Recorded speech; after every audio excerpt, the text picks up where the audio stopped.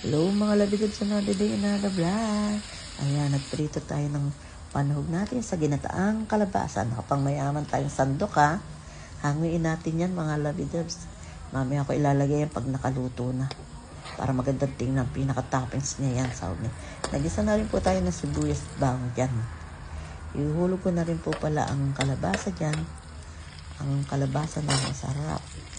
Makunat. Ang yummy-yummy niya talaga mga labidas. Lalagyan ko na rin pala ng isang basong tubig yan. Ayan, palalambutan natin. Ayan. Takpan natin. At tapos, ayan, binuksan natin. Halu-haluin natin mga labidas. Para magpantay ang kanyang luto. Ayan, halo-halo.